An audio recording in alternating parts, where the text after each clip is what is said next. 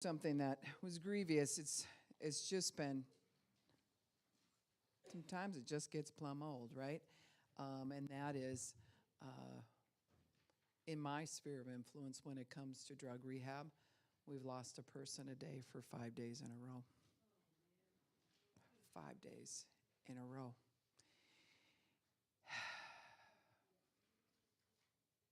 It's a serious thing, isn't it? This whole fentanyl trip and killer, Talk about anger.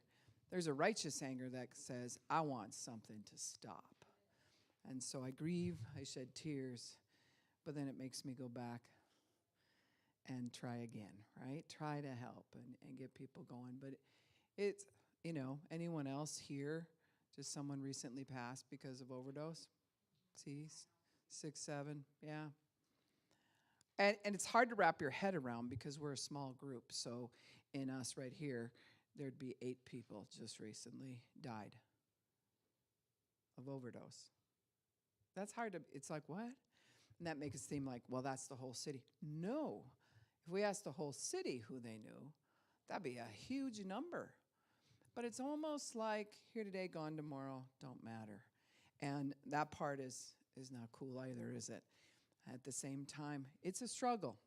And I'm glad and I'm very proud of you guys for coming out and just trying to find out who you are, get at the trauma, be here as leaders even learning how to help people. There's some people here is like, I need to learn how to do this or whatever. And that says you're thinking outside yourself. And I just feel proud of this here and what we got going on. And it's going to grow and it's going to change. And but we're going to go back into dealing with anger tonight. And you have a page that hopefully everyone got a page. I think we have one more person coming in. Yeah. So it's the one that says anger is a secondary emotion. We talked about this last week where you feel something first, like you feel sad and that ticks you off. You feel lost and now you're mad. You feel shunned, mad, right? So first it's that. That's why grief works that way, where grief will work where I feel hurt about this. I feel the separation. I feel the tearing. I feel the loss. And that makes me mad. You'll only cry so long and it'll make you mad. Why, how come, whatever. And then you go back to feeling the grief all over again and then it makes you mad. And so sometimes people get caught in that cycle where they're literally bouncing back and forth, crying anger, crying. It's exhausting. How many of you have experienced that in your life? It's exhausting. You're like, oh. Especially if you find out, like I've been dealing with several people this week that, maybe they were in a spot where some of the stuff that's going on with them now really came because their parents didn't have the information, made the poor choices, whatever it is, and it dished it out where now they're lacking because of what happened. But they're thinking something's wrong with me, it's me, there's something wrong with me. And then in the end, when they realize, actually, I was a little kid, what was I supposed to do, right? And that hits them, it's like, that makes me so sad. Now I realize that I could have had it better. And then what will go after that is you'll have maybe it's 15 minutes of crying, or maybe it's a few days or a month where you're just off and on. You're just like, wow, that's so sad when you first start grieving that. But then you'll enter a different stage. And that stage will be, this ticks me off. I got ripped off. This isn't right, right? And so, that happened from your past to the now, and then you got to go to work that day when you're feeling all that. So then what'll happen is if you're not careful, you'll project that onto other people. Like now you're ripping me off. Now the boss is just me. Now you might be hearing and filtering the people around you differently because you're going through grief.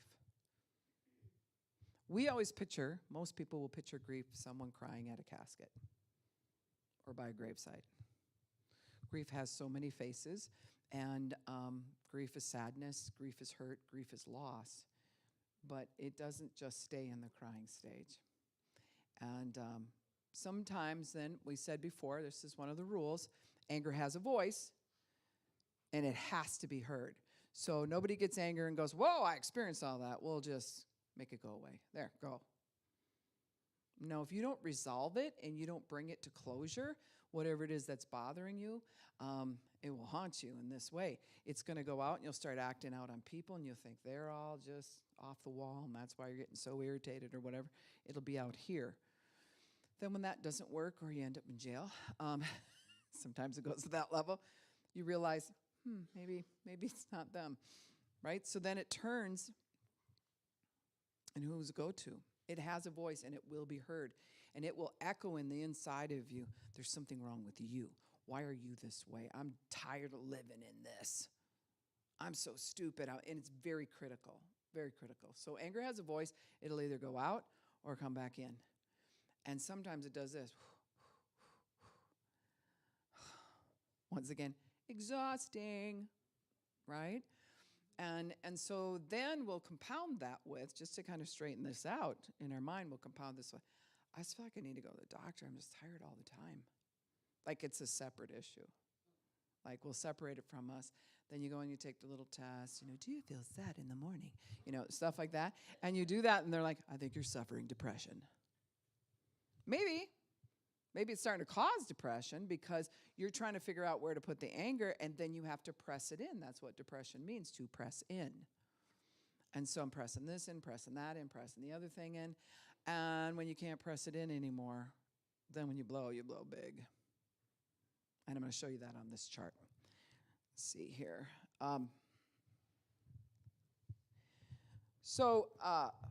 Everybody, we call this, has a bucket of pain.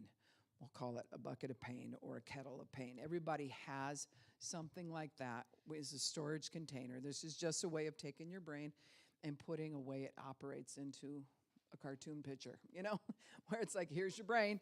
But the storage compartments in your brain store those places where you haven't processed it yet. So it's like waiting to be sentenced, like when you're in jail and you're waiting to be sentenced. Very frustrating time. So when your thoughts are waiting to be sentenced, that means they don't know where to be put. I can't file this. And it'll just be like, I can't file this. I can't file this. You'll find yourself repeating things. You'll find yourself rehearsing it over and over because your brain's like, I don't know where to put this. So literally your subconscious is like on overload going, I don't know where to put this. And there's other things that are just wounds that we actually don't have the information to process. So in order to get healed of something, we have to have the right information. Now you have the right information. Let's say you take a class on something, you have an aha moment, God shows you some things in the Word, Rhema comes alive to you, and you're like, got it. Okay? Got the information because you've now been informed, but the thing is you still need permission to step into that information. So sometimes little kids will gain information by watching functionality in one home, and they start looking at, like, they know something's not right here where I live. Because they got information over here that was different than the information here. But they don't have permission to go deal with anything. That's frustrating in a whole nother way. Like, I could get my way out of this. This is not good. I see the dysfunction of it, but there's nothing I can do. So they don't have the permission to do it. So we have to have permission. I got to get a new whiteboard so I don't have to do this. Information, permission. Then when you have the permission, you go, okay, I've had permission. Now I'm going to step into it. But do you feel safe enough to step into it? So we can get new information, but then we have to have the permission, even if it's somebody saying, I think you can do that. That's good information. Yeah, I can support you in that. I'll come behind you in that. You just go, yeah, it's a great idea. Then you have that permission and you're like, okay. But you have to feel safe enough to step into it. So in order for your brain to grow, it has to have information, permission, and safety. If it doesn't feel safe, your information will sit there and keep going, what are we doing with this? What are we doing with this? Over and over. And who can I get permission from? And it'll start to get really frustrated. This is where you lose sleep at night. This is where you're running scenarios or where you're having all kinds of stuff, hyperactivity thoughts. Your brain gets stuck. You're singulating your brain. Your gear shifter will just keep rehearsing some. Why? Why did that happen? I can't believe that happened. Why? Why? Because we didn't yet get the safety to move on. So here's a rule, right? When it comes to your healing of trauma, addiction, no matter what it is you're suffering, you have to have safety, permission, and new information. So it's not just information, because your information, if it would get you out of a situation right now, the information you have right now, good, use it. But if it ain't working for you, you better get some new information, right? So sometimes we just need something new that says, oh, this is the piece you're missing. This is the puzzle piece you're missing. And you have permission now. Go ahead, put that piece right into the puzzle. You feel safe about it. You'll grow. So any areas where we're immature, we'll start to grow because we had permission, safety, and new information. So what happens is in your brain you have different compartments that make clusters, which we talked about last week with the beehive. And in this, we record memories. And I'm going to put these on here in a layer way. So these are the newest memories at the top, and toward the bottom are the oldest memories. This represents the memories that never got processed, that never got put in the right file. They never got put away where they belonged. Some of them actually need to go in the garbage, and you just keep, that pre-sorted standard mail that comes, and it's always advertisement. You get 10 of those, and then you get one thing that counts in the mail. Have you ever noticed that? And, the last generation, well, I'd say my mother's generation, opens it all, reads every little detail, when it's usually just advertisement to sell you something or whatever. This generation doesn't even like to get mail. My generation sorts it by pre-sorted standards, and okay, here's the bill. So we all kind of approach it different from the training that we've had, right? So just like my grandmother and my grandfather always read the whole newspaper. Like, if you're not done reading it, I don't care if it's ads or whatever, what's the point of getting it? It's like having a book and never finishing it. So they read the whole thing. Next generation might be part of it. The next generation is just looking for the ads. And now people are like, stupid newspapers, I didn't even order this. Right? So we collect information a little differently as time has changed. But this is the picture of the top layer is things that are unresolved that are in the now. And then it goes all the way down to the bottom layer, and I'm only putting a few X's on there because we have a whole lot of things that many times we never got resolved. We have to learn how to resolve things and get the tools, which we'll be talking about, to resolve something like, say, someone aggravated you when you were outside. They just said something. You're like, what was that supposed to mean? Oh, I got to go into class. Did you resolve that? Did you figure out where to file it? Did you put closure to it? Most people will just carry it. It's like having a backpack, and they're like, put that back there. Went to the bank. The lady didn't seem to understand me. Put that back there. Went over here, Walmart. People were in my way. Somebody hit me with the cart in the back there. I'm like, what? Never resolve it. Never find a way to bring that, and it just starts to cluster inside of us. And then somebody does one thing, and we have all of that collection that we just dump out on that person, right? And the reaction they get for the one thing, whether they had it coming or not, is so over the top. It's like, what is wrong with you? Well, that was a collection of everything that we put in the backpack. So it's always good to resolve, but most of us haven't gone through, and I'd say all of us, really, I can be confident that I can say all of us have never had a class in first grade. I'm like, this is how you resolve anger. Fifth grade, it didn't happen. Senior year, it wasn't happening. Maybe in college, you might have had a little psychology where they threw something in. But in everyday life, how you respond to people, we didn't have classes on that. We just roll by the information that we have. You are your information. Whatever information you have right now is what you're going to problem solve with. You can't pretend you have more than what you have. Can't deny, the information you have and act like you have less. You have the information level you have. And so that's the degree you're going to use to problem solve things. When it's foreign to us to problem solve, like say you talk smack to me and I'm like, no one's ever taught me how to respond, and maybe even shove me a little bit. I'm like, say what? There's this whole flood that will go through a person when there's lack of information, because the violation comes and you're like, it's blank. Like, what am I supposed to do? So when you think of something, doesn't it always work all or nothing? It's like, I'm either going to punch you in the face or stand here saying nothing. There's like no in between. Because in the in between is where your brain processes and it says, this is how we work this out. And so this is where, you push your brother and or he takes your toy, whatever, and that's where your parents are supposed to role model. Like, get over here, Jimmy. Now, what do you say to Sarah? Right? I don't want to do that. Look at her and say it. Sorry. No, say it nicer. Sorry. No, say it nicer. And then, I'm sorry. And what do you say, Sarah? Right? We do that training, right, to the degree that we have. We'll do that. So we know something's supposed to happen if there's an altercation like that. As an adult, we'll know something's supposed to happen. But if we don't have enough of the other information that says, here's how I read body language, I might think she's, ran into me or something like that, totally on purpose. When she might have just been in a hurry, frantic in her own mind, bumped into me or whatever.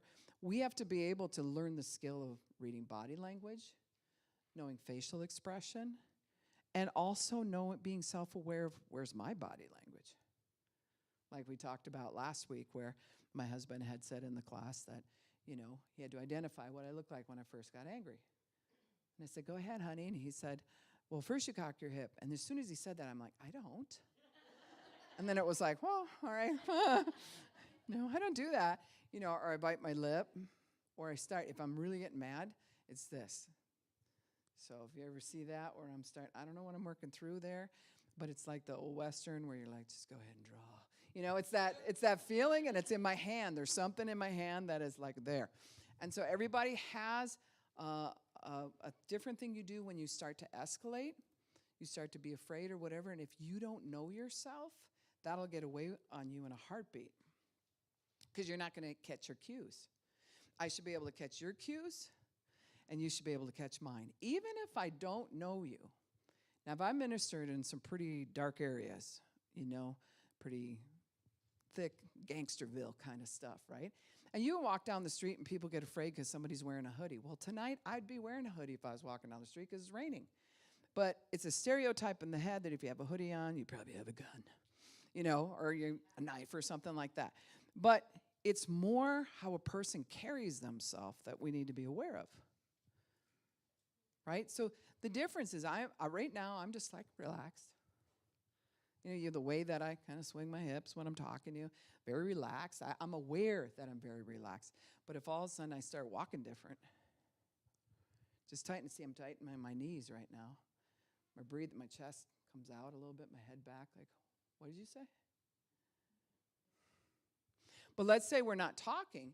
I can be like, what did you say just by looking at you? Like, and you were like, you just throw something like that. What was that supposed to mean? Right? You know what I'm talking about, right? There's something where we learn there's a whole different communication of body language. If somebody comes in and they're like, I'm not going to think, well, that person's not angry or anxiety or upset about something.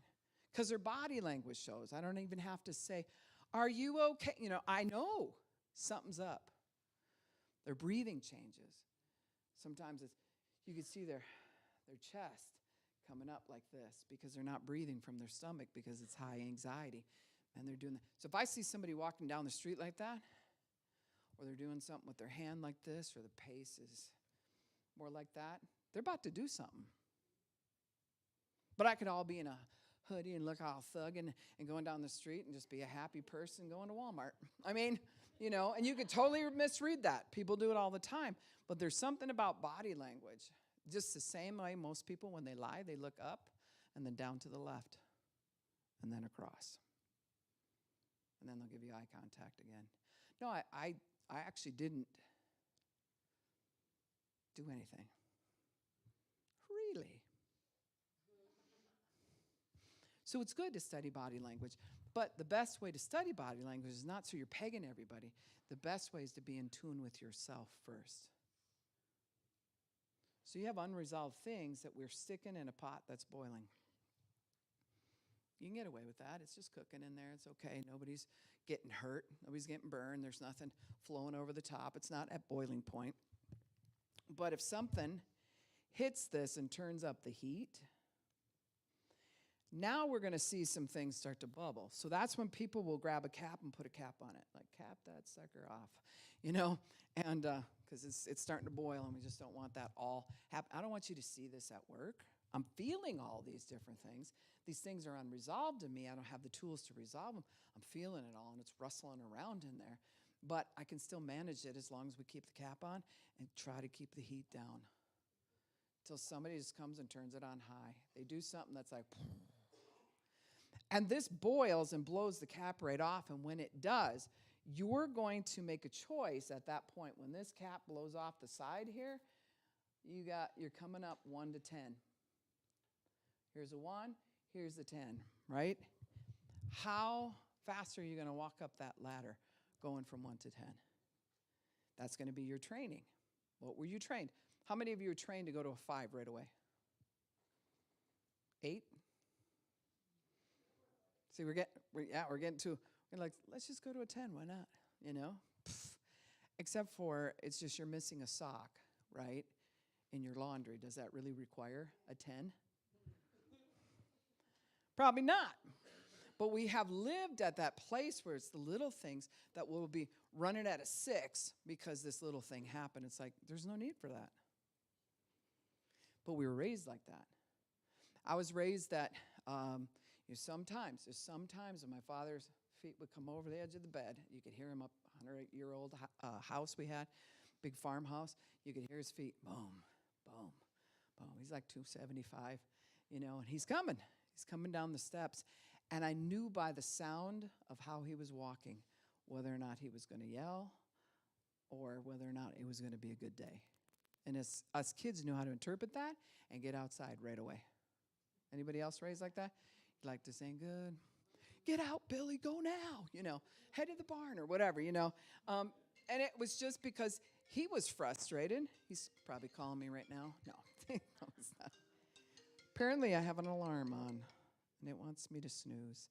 That would be sweet, but not right now. So there's different things that then end up happening that we literally will be in a spot where we start to interpret our surroundings. And now we have unresolved things, and we're interpreting our surroundings. And so I have to interpret you, and I'm supposed to interpret me. But if this is always ramped up out here, I stop interpreting me, and I only have learned to interpret you. I can't tell where I'm at. Because if I look at me, then what are you? You could do something. I could get hurt. I could be yelled at. I could be in a spot where, it's just trauma. I have to figure out if I have to run, if I have to fight, flight, or freeze. Right now, I'm in that mode. It's called hypervigilance. I got to figure out if that's what I'm supposed to do. So I can't actually focus on me, which means I don't get to grow. And we put ourselves on grow pause, Pause. You can catch up later. And then you're 12, and then you're 14, and then you're 16.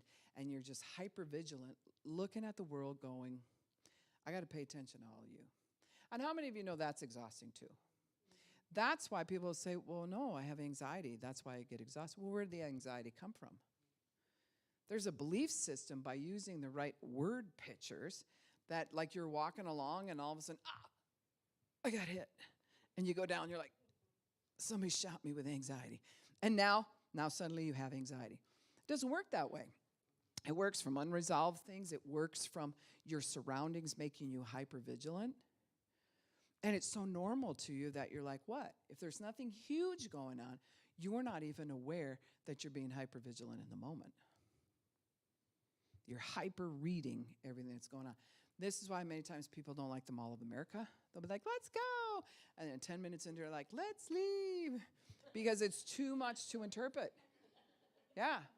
Now, God can use that interpretation as discernment later on in life as you grow and you get healed from the trauma. The feeling that's behind hypervigilance, though, is totally different than discernment. Discernment is just a knowing. You see, to discern, you see into something. You're like, I know what's going on there. Just calm.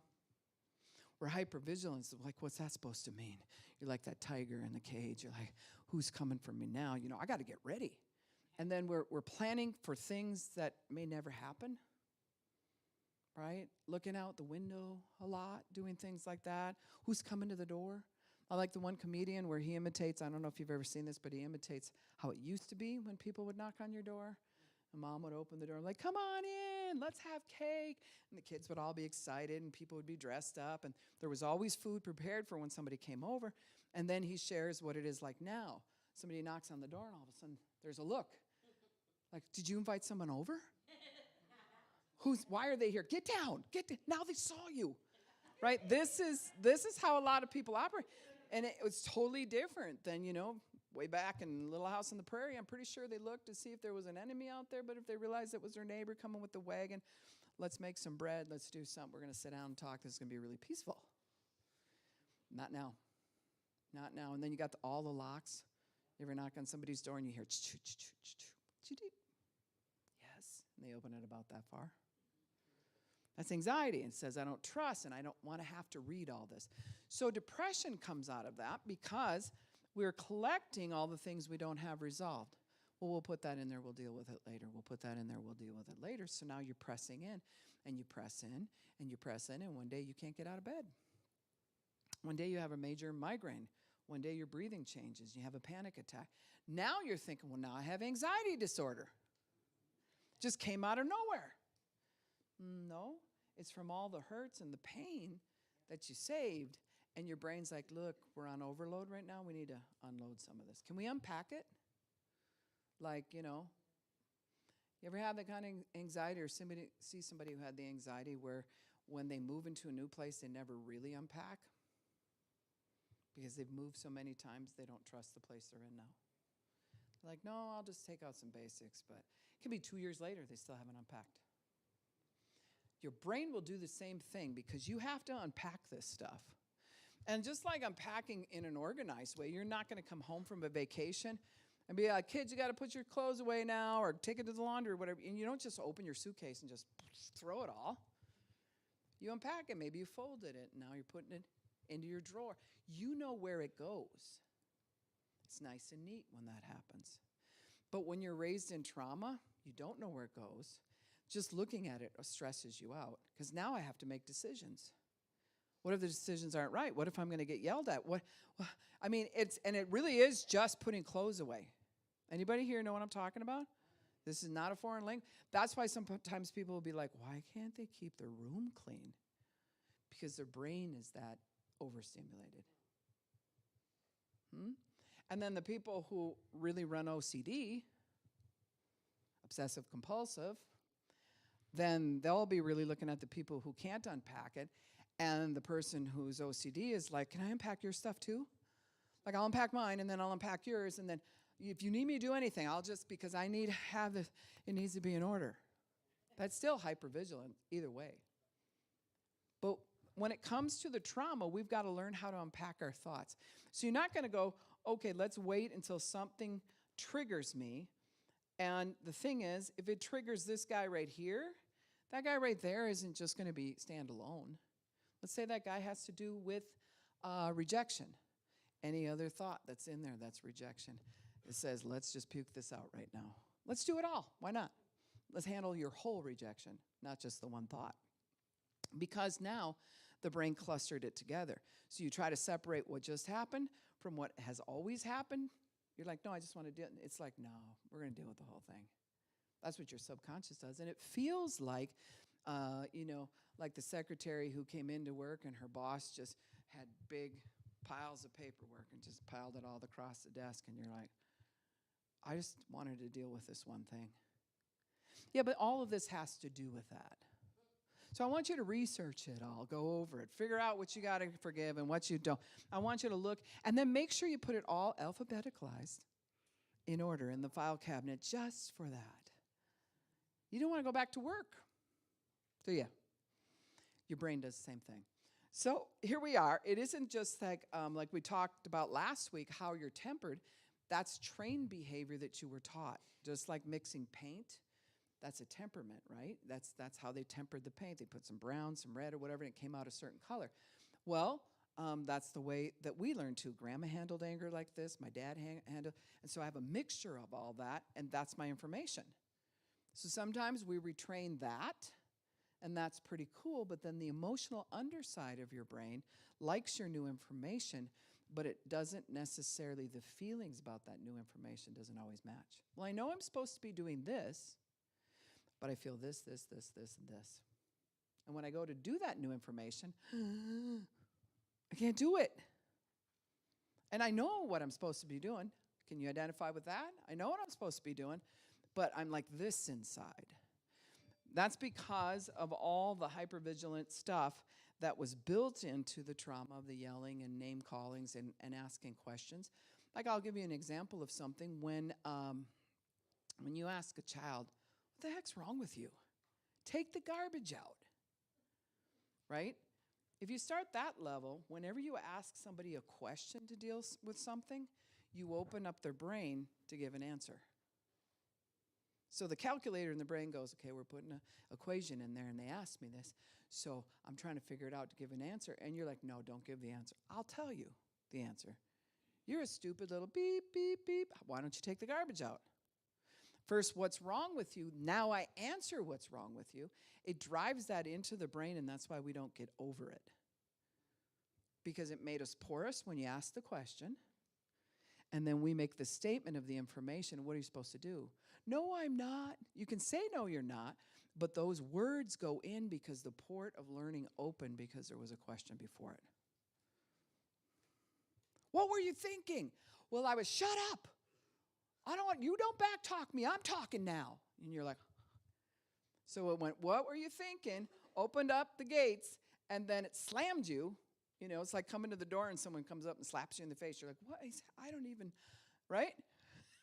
Moms are really good at that. What were you thinking? And the kid goes, well, I was going to, and you just shut your mouth when I'm talking. Right? And then they give you what you were thinking. You know what I think you were thinking? You were thinking this, because you've had this same problem. You're just like your father. And if you really want to drive home how messed up the kid is, you make them responsible for your emotional state. You take it to another level, and this is what that looks like. I don't know how many times I tell you kids, but you don't listen. I come home and it's like this, and that's why I'm like this. It's because you won't let, you know. So now you ask them a question. What's wrong with you? Or what were you thinking or doing or whatever? Their brain gets porous and wants to answer, and then you just go freaking out on them. You start wigging out. And all they can think about in this moment is, how do I get mom to never do that again? It's not about the laundry. They're not thinking about the garbage. They're not thinking about any of their responsibilities. It's, how do I make all that stop? And so that's why by the time you get to be a teenager and mom comes in, why isn't this room clean or whatever, yell at me, do whatever you want. I don't care. Because you've already ran that scenario and you never win in your own mind. You never feel good about it. And then if you were raised with shame, how many of you were raised with shame? Maybe you don't even know what shame sounds like, but a lot of us do. Where it is shameful to say, what were you supposed to be doing? Taking the garbage out, right? What is blanking wrong with you? How many times do I have to tell you? See, these are question upon question, right? And then, I'm about had it with you, which says, go away from me. See, it's all poor verbal judo. You can ask a question and actually get the child's brain to open up, or an adult's brain to open up for learning, just by saying, who is on the chore list this week for the garbage? Let me look. Usually they know. And they go, I guess it's me. Okay, right, so is there a reason that it didn't get taken out? I forgot. Is there something you can do to make sure you don't forget the next time? See, the verbal judo is totally different. I'm walking them through it. Now, if they get sassy, there's something like, whoa, then it's not about the garbage anymore. Whoa, hold on. I'm just asking about the garbage. What's going on with you? Are you okay? Did you have a bad day at school? See, the questioning is to try to find out what's making them tick in the moment, rather than, don't you sass me. I will backhand you right now. You get that garbage out there. And suddenly, when you think about it, it's like the garbage is now like like going to war or something. It's in the category of like, we're going to save the planet if this gets taken out. If it doesn't, we're all going to die. You know, it's that high level of intensity, and there's no real need for that, is there? You know, even with a discipline of that, it's like, wow, well, we've tried a few things with you, and somehow it's just not clicking because this is the third time that you didn't take the garbage out. So I think there's no video games for the next couple days, just as a help you, a reminder. So there's something in the brain that'll just help you click on that. Even if they go, and they do all those sound effects, roll their eyes and go in, you're still that stable person that they know, even if they're flipping out, you are stable. But if they're flipping out and you're not stable, they're going to flip out twice as much. Because it makes them feel like, wow, mom and dad did not know what to do with me. And if they don't know what to do with me, and I don't know what to do with me, who's doing something with me? This is totally unsafe, right? And it's like a toddler testing boundaries. They'll throw a little fit, they'll do, because they're really looking to see, like, what you going to do with that? They're looking to see if they can grab something that they can use later against you. So if you freak out, they'll be like, that's the key. If I want her to freak out, I just do that. If I want the tablet, I'll just throw a fit. And then here comes the mom's arm across. She's driving, turn the tablet on. There you go. Rather than pulling over and going over and addressing it. Not addressing it like, what is your problem? Doing that. It's more like you're coming into a spot and just going, we're not doing this. So I'm not driving on until you stop. And then just stand there and let them throw their fit if they want to. If you have a different avenue, of discipline. There's things you can do, and still, they see you like this. She just ain't going to break. He's just not breaking in this.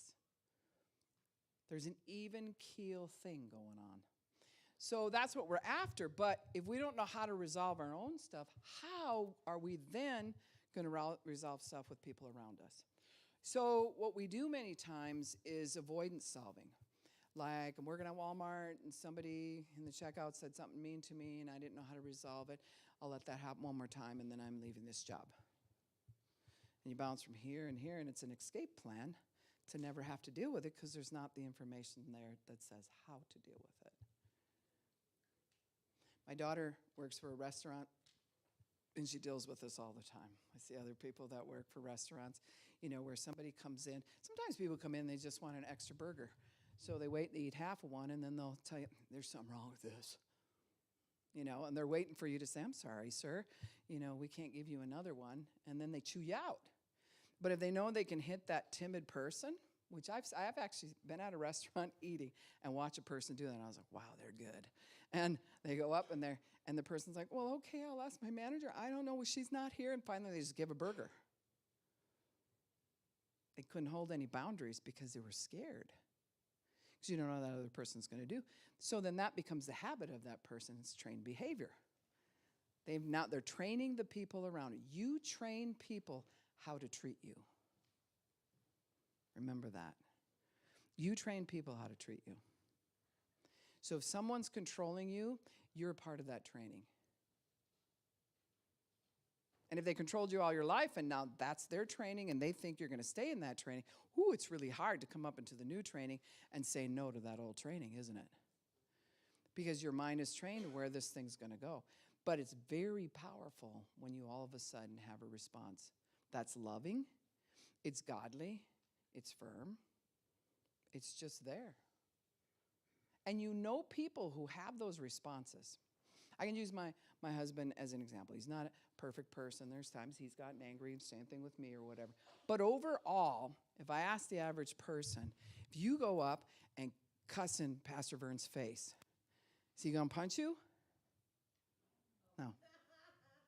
Is he going to start yelling back and throwing a fit? No. How do you know that? You don't live with him. How do you know that? How do you know that about me? Now, some people think I'm going to punch right now. No, that was my past, but my boundaries come across. Maybe I'm a little more direct when I look in your face. Like, no, we're not doing that. And sometimes people interpret that, go, she was all up in my grill, and it's this whole big thing. But if you've watched the video of it, I'm just standing there talking, and they're losing it, right? I don't want to equal where you're at. I don't want to, if you're throwing a fit out here in the yard or whatever, and people go, Pastor Mary, go say, I'm not running out there like I'm going to punch somebody out. I'm going to wait even. And then I'll go up to the person. My body language will be very calm. Because if you don't do that, you're meeting them where they're at, and it can only go up from there. Somebody has to pull it down a notch. See that? So if you meet your toddler where your toddler's at, what do you look like? No, I not do it. No, you know, and they do that thing in Walmart, and they go raptor on you, and you're like, you know, and they're arching back or whatever, and then you get embarrassed, which is the first emotion, right? Anger is the secondary emotion. There's a feeling that goes with that embarrassment, and all of a sudden you're like, you just, and you whisper in there, and they'll just be like, because they know they have you. They can feel that you're embarrassed. Right? I did it with my kids where I just whisper in there, we're going to go to the bathroom right now. And they knew that what that meant. Like, I am moving my position. You're the one who's going to move. I don't have to yell at them or whatever. We get in the bathroom, take care of some business, talk, you know. They're the one crying when they come out, and I'm like, so are you going to sit nice in the cart? Yeah. Okay, but then the next time I go in the store, they're not going to want to hear me say, we're going to go in the bathroom right now. But we're afraid of people too. Ever notice that? We're like, people are watching, now I'm embarrassed. The cops are going to come if I discipline my child. I'm pretty sure they got better things to do. And it's how we discipline. So I had one that was in the toy aisle, right? And I potched her. When she was little, I just went, just to give her a reality check. It wasn't, you know, through a diaper, really. I mean, you have to slam this thing, you know. But it's just a peck that goes, hey, and it's a reset where, you know, and this grandma was like, oh, she was at the end of the aisle, and she came by, and she was like, oh. And I looked up at her. This is when I was less sanctified. I said, you want to be next? Because she was trying to dominate me by the look like she's going to report me. And I'm not afraid of that. I'm like, feel free. I'll go right along with you. I have people now that maybe that's not the best way to handle it. That was years ago. I've grown some, but I might address the person like, this is actually not your business. Thank you very much. So you can move right along. Right? So, I mean, there's things that we can do that are different than that hiding out. And when the child feels that, man, they play that game right now. They're like, oh, this is going to be good. So I had a foster child that bounced out of many homes. And in fact, in her chart, they said her mom ended up in the psych ward. And it's sad because it actually said she put her there. When I think mom had some things going on too. You just don't have a child who puts you there, and you didn't have a part to do with it. But that's how the person, social worker, saw it. And so they said, last ditch ever, we want to put her in your home. And I was like, all right, because we did high therapeutic care. And so she's like 10, 11 years old already, and she wants a toy.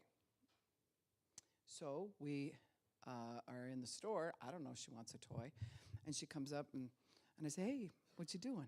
And she said, I'm looking at this. Well, that's pretty cool. She goes, yeah, you're going to buy it for me. I said, no, we're not buying anything today. You're going to get it for me, or I'm going to throw a fit. And that's what she would do with her mom. So you can imagine a toddler throwing a fit is at one level. You get somebody this tall throwing a fit, what does that look like?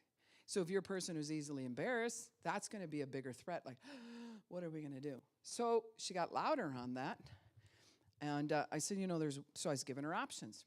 There's ways that you can save for this. You know, you do have that fund. It would take you probably 2 more weeks. You could buy it yourself. I mean, all of this kind of stuff. She wouldn't take any of the options. You're going to do this right now, or I'm going to throw a fit. So I said, final answer, right? Yeah, final countdown. So I go out to the aisle, and I'm like, hey, everyone, I just want you to come over here and see Amber throw a fit. Because she's really, really good at it. So if you got time, do you want to watch her throw a fit? Because we're all going to watch her throw a fit right now. Go ahead, Amber. Go on. Show us what you got. Oh! And she went out. Right? So the next one she pulled, because we had to break this, right? This is more of a severe case. And because her mom couldn't break that. So her mom literally couldn't go anywhere without her controlling her. Right? She learned this. And it's like, that's not how it rolls at our house. So you ain't in charge. It's a privilege for you to live here. It's more of a privilege for you to live here than it's a privilege for me to have you. These are things we explain to her. Love you, care for you, but it's a privilege for you to be in my house. So the next one she pulled was like, well, we said everyone goes to church. Now, you don't have to worship. We couldn't force them to worship or whatever. You can stand in the back or whatever, but our family rolls together. We all go to church. And Human Services knew that. And so we get to church, and she thought of a grandiose one. She's like, I'm going to get up and tell everyone how mean you guys are. So I walked in, I told her that. I'm like, she's going to get up and tell everybody how mean we are. And he goes, okay. And so then comes announcement time, praise and worship's over. And she's just sitting there ready. Really, you got to make really threatening body language. You have to do all that to gear up, so we're afraid, like, she's going to say something. So my husband from the front, he goes, I think Amber has something to share this morning, and we'd all like to hear it. So maybe you want to come on up and share what you were going to say? No, it's serious. Why don't you come up and share? Because if you're able to do it out in front of everybody, then it needs to be dealt with out in front of everybody. Yeah? Somebody comes in here and they lose it, it's in front of everybody. That gives me full right to deal with it in front of everybody. If it's something more private, we'll go step into an office or something like that. So what that did is she went from she would try it on every avenue. We even trained our kids how to train her. Because then she would move like, well, we can't control the bigger people, so now I'm going to move to this person. And then we'd give them the tools. No, it's not happening. And it stayed consistent enough, it broke. And she got born again. And then she moved to a foster home that was to adopt her, right? And we were very excited for her. Love her to this day. Hard case to begin with, but tell you what. And she was in the school where Columbine happened, right? So she had given her life to Christ. Then she's in the school there, and she called me. She was already adopted. I hadn't heard from her, and she said, thank you so much. Because if that would have been me, I would have went to hell. She was fully aware that she had the gospel, and that day she could have got shot. And she just, and brainiac lady, going wild, doing some really cool things right now. She's in her 30s. So, but if we wouldn't have stopped, if we'd have been like, but she gets angry. If we would have met her where her anger was at, well, you don't do that in the store. Well, I'm going to do that. No, you're not. Then maybe the police would be called. But when somebody comes up, you go down. I'm sorry you feel that way. Body language. Many times my husband, he'll just fold his hands and kind of take this posture while he's listening to somebody who's very irate. Okay. All right. I hear you.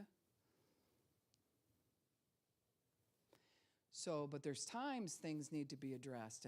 And so if you have all this going on the inside of you, now you are poised for somebody to trigger something. And if they trigger one thing, it's going to gather anything that looks like that one thing, and it's going to puke out in that moment too.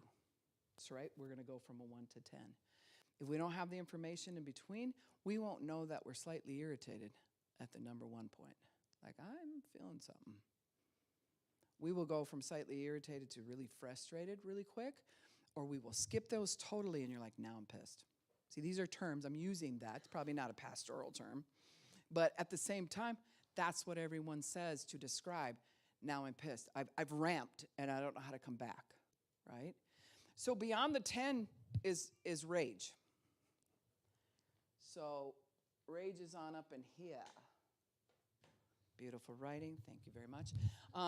So anyways, rage and anger say something. Anger says, I want something to stop. Rage says, I actually don't believe it's going to stop, so I don't care what happens to you because I believe you don't care what happens to me. Anything goes. It's a danger thing when someone's enraged. And you don't always have to look really, really angry. In fact, I was just describing this when a nurse that I know was at the hospital. She's helping to take people into the ER, and a guy just randomly shows up at one of the hospitals in the cities and says, yeah, I killed my wife, so what department do I go to? Versus the person who goes, I don't want to be here, and they're dragging him in. Who's more dangerous? The first one. In fact, they've proven people who have entered a zone where they're thinking about killing people or things like that, they're very flatline. They don't cry. They're not yelling. In fact, they'll go out to eat after or before. And just keep on with their routine like it's no big deal. That's a form of rage that's like, whoa, way over the top. So now, check this out. Everybody's got a bucket of pain that has to be resolved. That's why we're all working on resolving it. And it isn't like we're the people in here, the only ones who have pain. You know, I wish I was normal like everyone out there. No, the road rage, everybody's got pain because we've all been touched by sin or we participated in it or both, right? And so it hits us, and now we've got things that have to be resolved. And in that being resolved, if we don't start clearing some of this out and turning down some of the heat, make things less is more, so it's not boiling in there when we unpackage this thing. Because if it's boiling up in there and you try to unpack it like unpacking clothes, you get burned. And you're like, I don't want to touch that. Don't even try to unpack that. Just leave it alone. Like some of the Vietnam vets, there's a saying, they'll say, you don't want to open that can of demons. Yes, actually, I do. I do. Otherwise, you're going to be stuck with things unresolved. And so at the same time, so it triggers, we go from 1 to a 10. Usually people who go to rage really quick jump to a 9 or a 10 to begin with. It isn't like you're walking along and after a week's worth of thinking about this and you're at a 5, you gradually move up to a 10, and now you're in rage. No, it's just like your body will start shaking. And that's usually attached to some type of trauma that you had as a child. And the number one thing that it's attached to is not being heard. Isn't that weird? It isn't like, well, it's attached to when I got slapped that one time. That's not the top one. The top one isn't that, you didn't have enough money or whatever the trauma that you went through. It's that no one's hearing me. Like I am trying to tell you and no one's hearing me. Especially if you give that person a pat answer like build a bridge and get over it. You just need to forgive and forget. That's a way of saying, I don't want to hear you. That's the hand in the face. Don't want to hear you. Oh, they're going to escalate right now because the real pain is not up front. It's that pain that has come from many years of not being heard. That's the first emotion. The secondary emotion is anger. And then it moves up into rage. So I was trained in some of those things. Like I said, I was trauma trained, so I had some areas of rage that were just dumb, but, made sense if you take the story apart. I've shared before here, maybe you never heard the story, so maybe I should do that, where I was at a roller rink, because that's what was cool in the 80s, It's where you're going to do drugs and drink and pick up guys when you're 12. That was kind of the concept of it. And so back then they usually had a bouncer there just to protect the minors and things like that. And I was so full of this bucket. It was like hanging out all over. I could not tuck anything back in. I didn't know what to do. I was pacing or whatever. So I went and got drunk. And then I showed up at the roller rink. And I'm like going to skate this all off. Well, I just can only imagine what I looked like. But you're together because in your own mind you're glorious. And so, but I don't know what that looked like. And, you skate around, right? And I didn't have anybody there that I knew, but there was this couple that was skating, like you're coming around the corner and they're kind of coming around this corner. And the girl turned back as she was holding his hand. She turned back and she just looked at me, is what I felt, and she went, bitch. She didn't scream it out loud. She just mouthed it, bitch. And I was like, Oh, you did not just say that. Now, granted, is that worth knocking somebody's teeth out for? No, but if your bucket is so unresolved and you can't figure out all these different things, you're looking for an outlet to get that out of you. I had no functional way of getting that out of me. Besides sit here and be quiet. I ain't going to sit here anymore. I'm a teenager who's mad. You're going to tell me what to do. So I'm in that mode, and I'm drunk, which means, especially for women, it shuts down your frontal lobes, which is your problem solving. So now my problem solving is stupid because there's not much there. And so I see her do that, and I just skate up as fast as I can and grab her arm and just poof. Her boyfriend's right there. She flies on the ground. I'm on top of her. I'm hitting her in the face till I knocked her tooth out. That's rage. That's sick. It's embarrassing when I share this story. I'm trying to get over that part of it because there's some woman around my age who's got a fake tooth because of me, right? But I didn't have the skills. In fact, I was taught somebody just looks at you wrong. You do not question it. You don't go, is there something we need to work out? You just walk up and pop them one. Lots of people are raised like this. I'm not the only one. I like how you guys are like, what? That's just so, really? I would never have, no, you got family members who would right now. So there's something about it. So, and I remember everything, when you're in rage, and tell me if you've experienced this feeling. When you're in rage and you're hitting, there's this high amount of epinephrine or adrenaline going through your system. And it's like you're two people. Your body's like, man, this feels so good. I'm getting everything out of me right now, And then there's that second part of you that's real slow talking. I believe it's your spirit going, like, you're going to be in big trouble. What are you doing? This is like you're going crazy right now. But the other part's way louder. No, this is and you're just doing this. Well, then the bouncer guy, big guy, he was like 6'5", comes skating over. When you're in rage, you think you're a superhero or you don't care.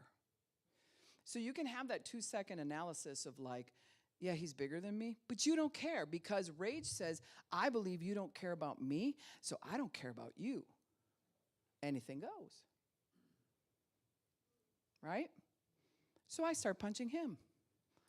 Brainiac decision. I don't know how I got out of there before police were called and all that kind of stuff, but I did. So, and then when I came down off the adrenaline, I remember sitting in my room and just bawling. And I knew from going to a very religious church that I didn't understand and whatever, at least I knew the Lord's Prayer. So I would pray that. Had no idea what it meant. But you know how you pull that one out. You're like, it's a bad time. We better pull out the Lord's Prayer. Let's do that right now. And so I'm doing the Lord's Prayer. My knuckles are throbbing. And what am I going to say to Mom? She's going to notice the knuckle thing, And so I'm praying and I'm asking God, what is wrong with me? Why am I like this? What is wrong with, and that was my prayer. You pop off the Lord's Prayer when you don't really know him. You pop it off really quick. Our Father who art in heaven, hallowed be thy name. Thy kingdom come. Because you don't know what it means, so you're just popping it off because that's your desperate time. But when it got to the part where I was really sharing with him, it was all about how screwed up I am. And I shouldn't even be on this earth. How could I hurt her like that? And here's the thing I thought about later. Okay, so you got, maybe 25 people coming around that corner, right? Around the circle. And she's over there. How do I even know she was talking to me? I didn't even know her. And sometimes chicks, it's inappropriate, but sometimes chicks will go, because they're with their boyfriend and they'll say something sassy. And it's supposed to be a joke. And she's missing a tooth now, possibly for a joke. Not her fault, mine entirely. So I had to do some rewiring of my brain because I knew somebody's going to really get hurt. Something's going to happen. I don't know how much therapy she got.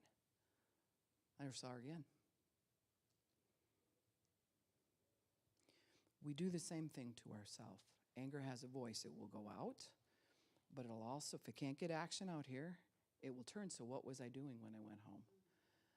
Anger never got resolved out here. I still have the bucket of stuff. In fact, I picked it all up because I released the feeling, but picked the problem back up and shoved it into my brain, put the cap back on it. Oh, man, I hope nobody sees that again.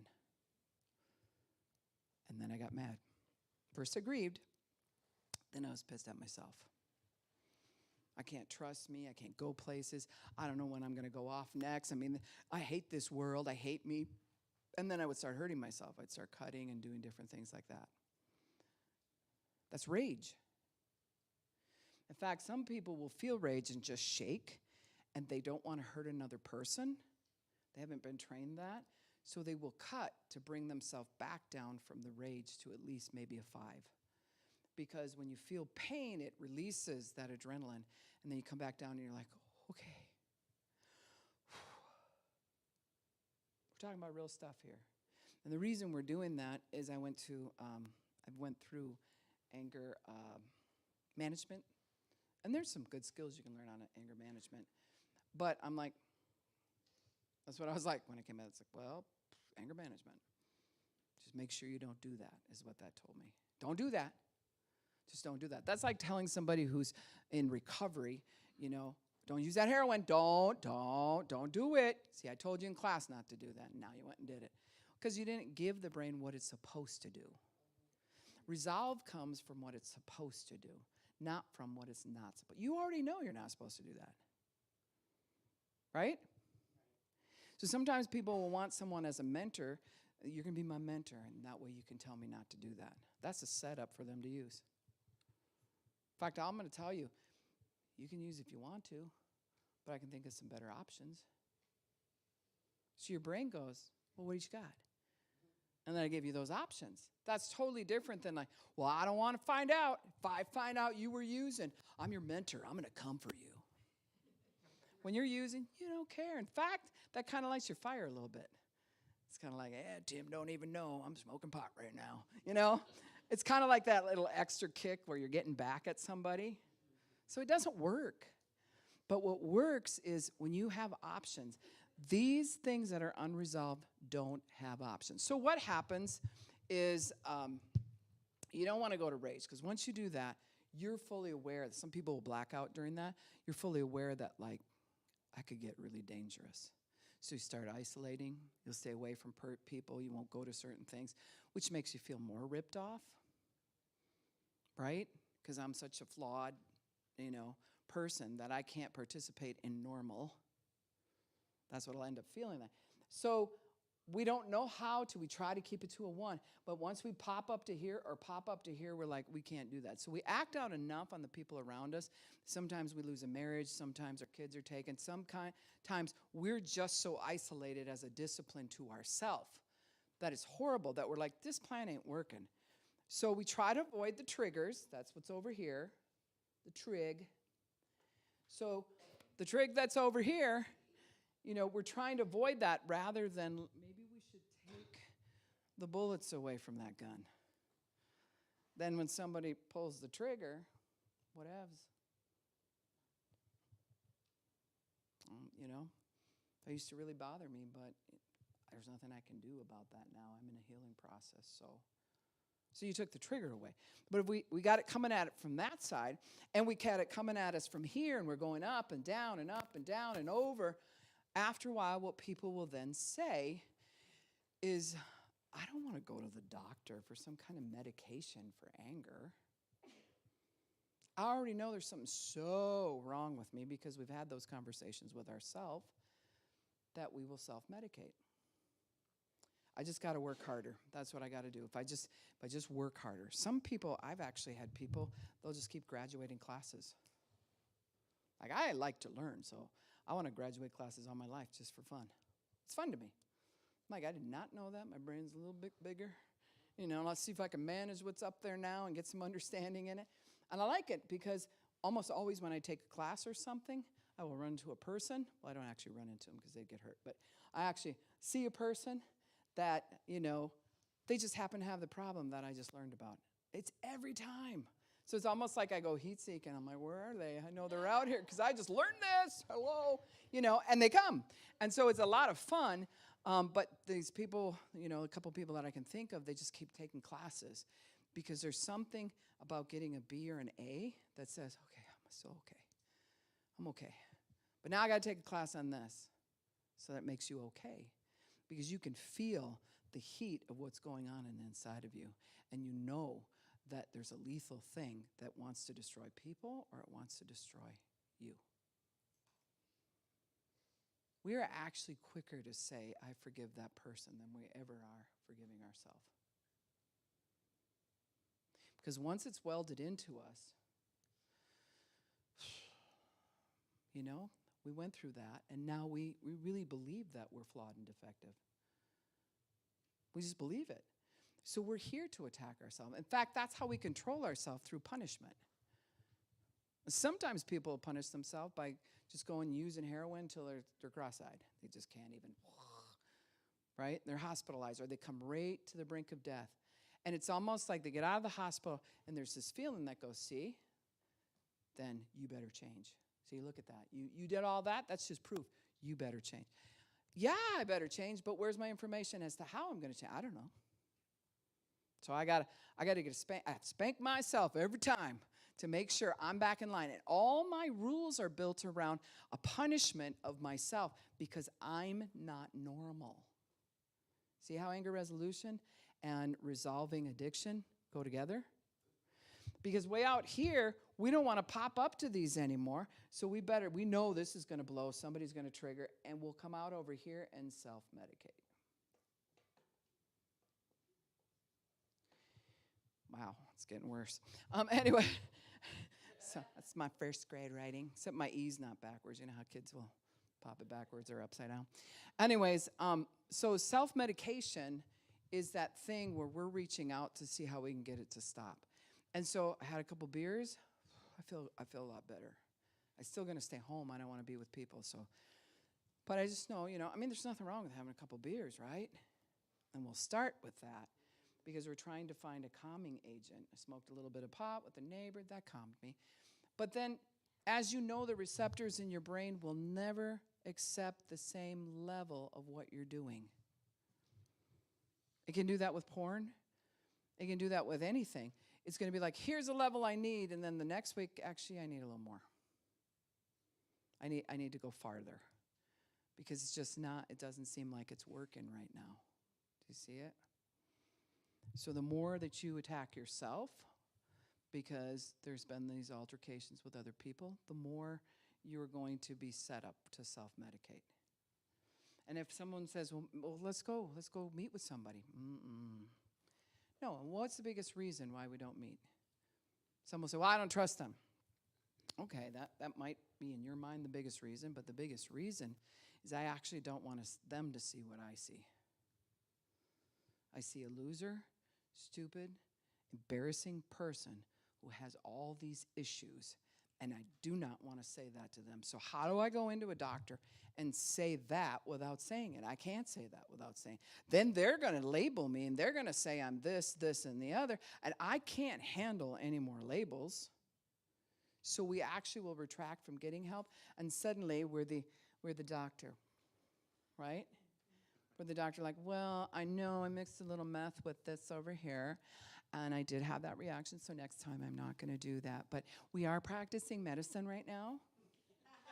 So, people will try everything from witchcraft to, I'm serious, prostitution, whatever, to be like, it got me off the subject for a moment. It changed the issue for a moment.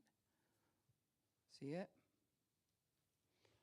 So resolving what's in there doesn't make us a loser. That actually makes us a person who wants to learn how to unpack some things. My daughter watched on, I'm a quick folder of clothes.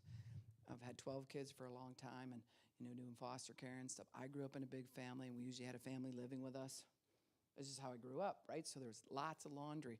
So even getting them off the line, I had because we'd hang everything on the line, because once you're drying that much stuff, it's like big bills.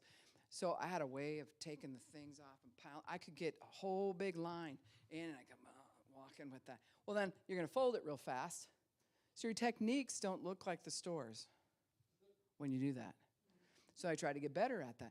But my daughter just went and we're trying to figure out, well, you get rid of some of those clothes that you got? You know, do we buy a container to organize your closet? And she said, no, I just went on YouTube. Watch how I fold this. It was amazing. She got her jeans to be like this without being wrinkled or whatever, just perfectly. And they all just sit in there just perfect. And I'm like, that's pretty sweet.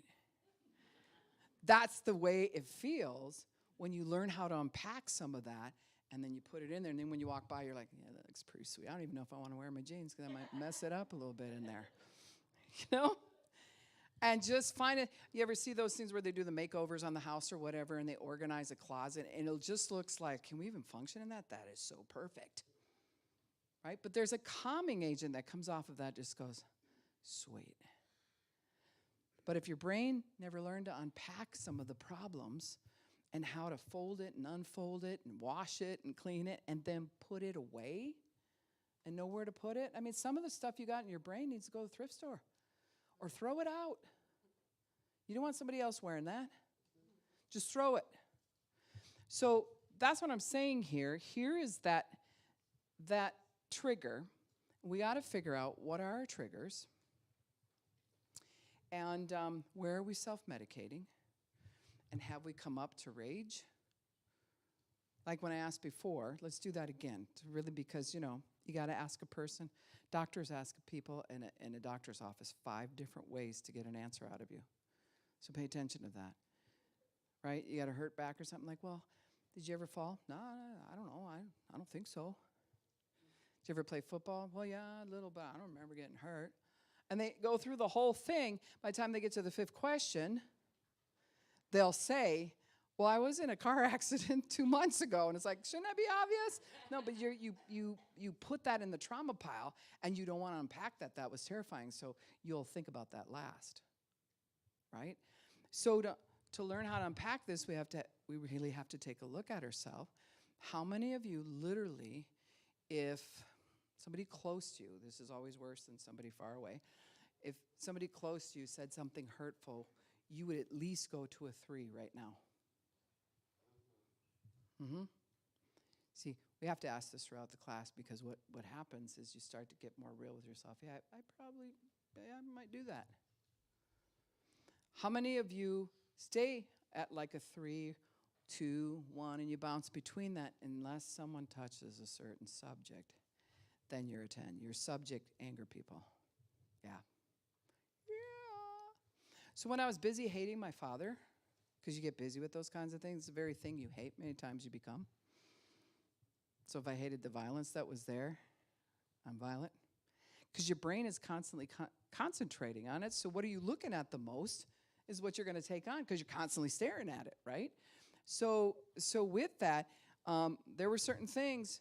I love my father, but back in the day when I wasn't loving myself, it was one of those little altercations between me and my husband where I disagreed with something, and he looked at me and he said, you sound just like your father, which he knows is a skill.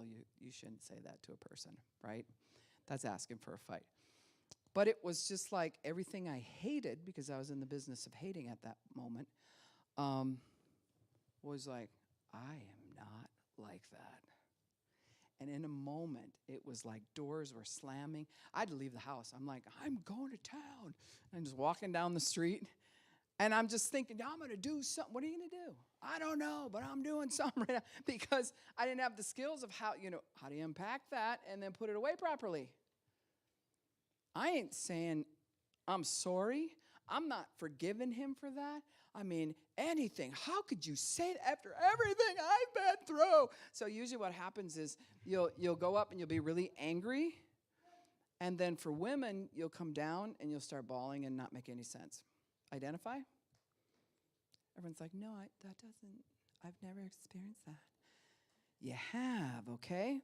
Where guys will get angry, but then when they feel like crying, they're going to want to punch something. Break something, do something, drive fast. Whew. Every day? Yeah. At least you admit it, right? Yeah.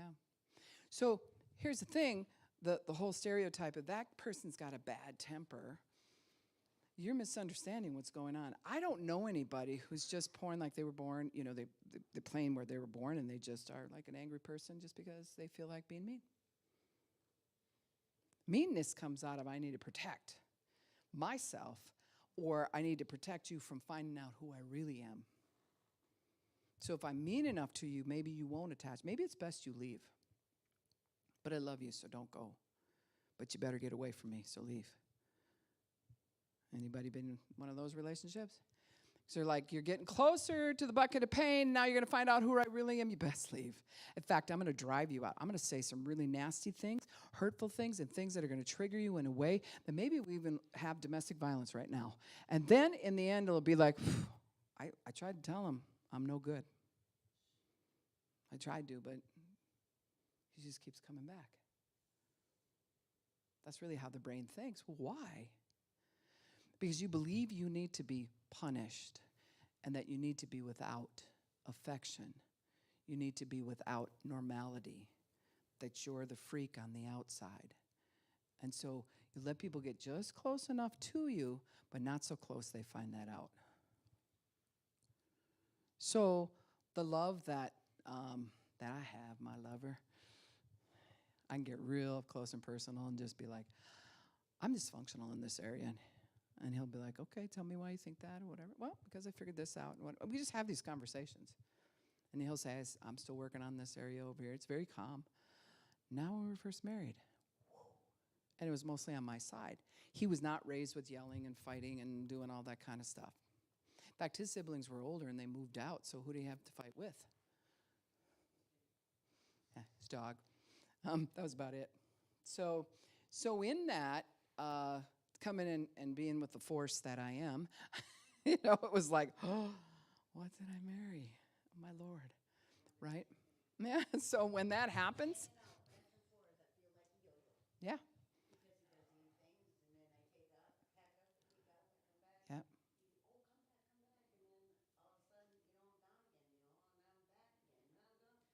Yeah. Yeah. And this is a rule I want you to remember. We always love people for the best of who they are, not the worst of what they become. So if you're in a relationship where somebody's mean to you or you've been mean to them, then you realize it. You're looking for, where's that guy that I saw before? I know he's in there. And then all of a sudden he'll peek his head out just for a little bit, and here I am. And you're like, oh, there he is. I love him, and I'll make an excuse for this black eye. I'll make an excuse for the broken ribs. I'll make an excuse for everything because, see, I knew he was in there. I just looked hard enough, and there he was. You guys don't understand. He's changed. And guys will say that about chicks, like, she's changed a lot. And so this is what I'll tell you, just confronting your own self. You confront yourself.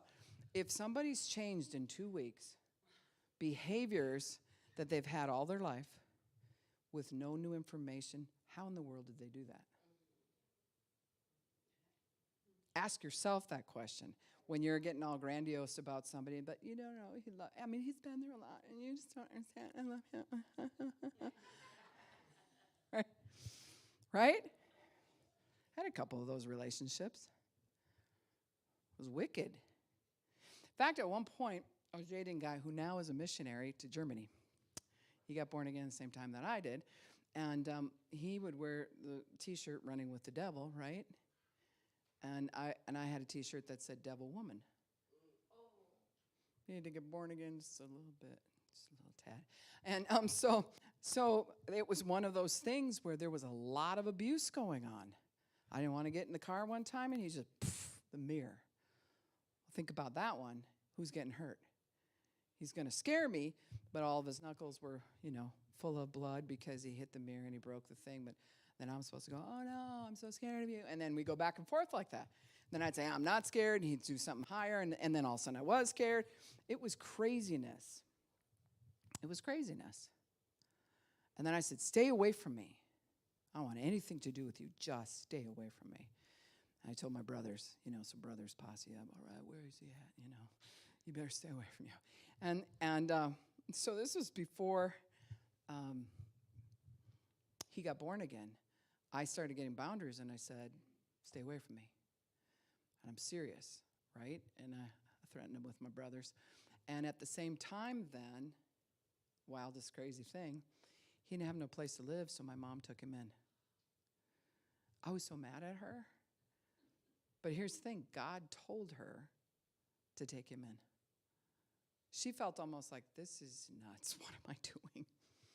And he wasn't handling that. I said no. He wasn't handled because the dysfunction was so like welded, almost like you're tied together by your soul kind of thing. And he got in his car and was driving like crazy and came down a big hill over a river and just went right off the road and flipped the thing. And this was his story. I wish he was here to share it. He said he cried out to God, which she had just been preaching the gospel to him. He cried out to God, and he said, I'm not kidding. I had no popcorn in the car. He said, all of a sudden, all this popcorn, as my face was coming down, was between me and the wheel. And he said, I had no popcorn in the car. And then he was laying there all bloody, wrist broken, all kinds of stuff. And he heard this voice, don't go out that way, go that way. So he crawled out the back of the trunk. Somehow he took the seat apart and crawled through there and came right out the other side. It was all broken up that bad, and then laid there in the ditch. And that was enough for him that when they went and they took the car away, it just had all kinds of popcorn in it. And he said, I now know that was God who put that there. I hadn't been in a movie, and it was a lot. Like you get a bucket full of popcorn, they ain't gonna do nothing. There was a lot, and there was popcorn all over his car, freshly popped, no butter. So isn't that wild? And he speaks German enough that he was able to go to Rhema Bible College, and he is a missionary over there, and he trains AFCM people for ministry. So you can come from that and believe that you should be punished and you're nothing, and you're that weirdo, you're that freak, you're that not norm, and believe that and have the devil just beat the crap out of you and you help him. Or you can head toward where the help is. Where does your help come from? Lift up your head. It comes from the hills. That's where my Lord, he's coming, right? And you look up because you're down in this despair, and you look up and you're like, Jesus coming for me. And when he turned that on, he was so hot on fire for God, changed everything. And then we didn't care if we were in a relationship. We didn't even care because we were in love with God. We just cared that each of us was going to make it. See that? So if you're beating yourself up tonight, or you're watching online, you're like, nah, you don't know me. I've done some stuff. Haven't we all? No, you don't understand. I'm like the worst of the worst. No. First of all, don't put yourself in that grandiose category. There's always been somebody who's gone through something worse than you have, or done worse things than you have. And God doesn't look at it that way. He wants to bring you up out of whatever you've been into. And you don't have to self-medicate. He's the comforter. Holy Spirit's the comforter. He'll meet you right where you're at.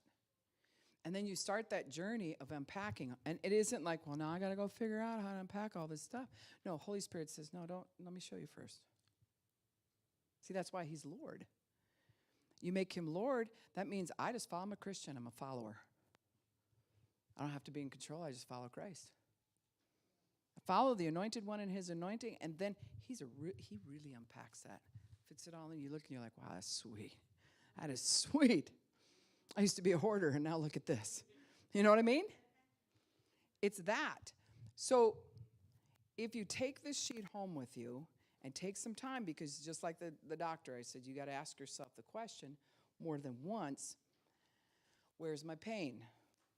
What are my triggers? Because your trigger will tell you what the deepest part of your pain is. You should be able to get to the root of that. Where am I at in the scale from 1 to 10? Am I a rager? So what I'm trying to tell you is figure out who you are by doing a self-analysis, but then don't tell yourself when you look at the sheet, this is what most people do. They look at it like, yep, figured it out. I got 20 triggers and a whole bunch of pain, so I'm going to try not to do that. No, you will do it again. No, I'll just work really hard. I'm gonna set up a program. I'm going to do this, and then that way I won't do this thing again. No, you're going to do it again. Stop telling yourself to stop doing this. It's not an answer. Your brain, your soul is looking for where faith is going to take you. And faith has options of where you're going to go next, not taking you back. So you're looking at the thing you shouldn't have done and telling yourself over and over, not going to do that, not going to do that. Don't do that. Then you're white knuckling, and we call that Christianity. That's not victory. Victory is changing and finding out what new options you have and stepping into those options and growing into them and letting them grow into you. Victory. Let's stand. Victory. Hallelujah. Anger is a secondary emotion. That's the rule, right? We're 100% responsible for our own behaviors.